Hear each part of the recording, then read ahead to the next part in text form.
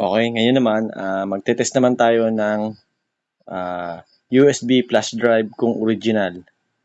So, ito ay original to. Pakikita ko rin sa inyo yung graph ng USB flash drive. Total of 8 gig at saka meron siyang free na 8 gig, 8.3. Sakto siya, exact. Ang SSD at saka mga SSD card, pag hindi eksakto, mas mababa dapat, ganun. Halimbawa, 8.3. 8.3 lang ang pwede mong gamitin. Hindi siya masyadong 8 gig. Ganun yun. Ngayon, tingnan natin sa graph. Start. Okay. Yan o, 397 Mbps per seconds. Ang bilis niya.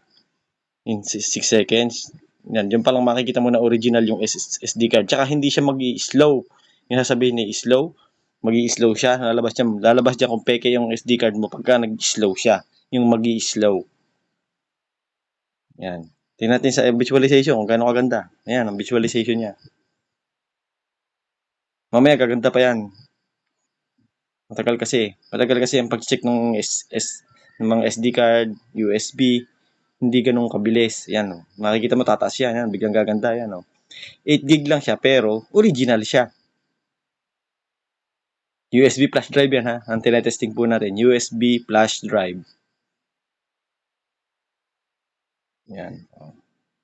Bumibilis na siya, Ito yung pan-testing ko ng ng mga USB, SSD. Pwede ko yung gamitin na itong equipment kong ito kung yung SSD mo ay original, malalaman ko agad. Kung yung USB flash drive mo ay original, malalaman ko agad. Ito original to, hindi siya nagsuslow down. Kasi pag nag-slow down yan, USB slow, ibig sabihin, peke yung USB mo, flash drive mo, or SSD flash drive mo, or SD flash drive mo, or SSD drive mo. Ito yung mga original na graph ng pagka dito mo makikita na original yung iyong memory. 8 gig lang to pero original siya. Maganda yung graph niya yan, Stable. Kumbaga, yan. Okay. Ano? Yan, A, B, C, maganda ang palo. C at saka A, 12 Mbps per second. Tapos yung A, 12 Mbps per second. Yan. Okay na yan sa flash drive. Basta original siya, hindi siya mag-i-slow.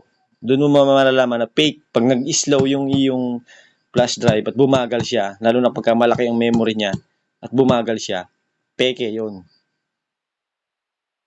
Okay? Thank you guys. Subaybay lang sa aking mga content at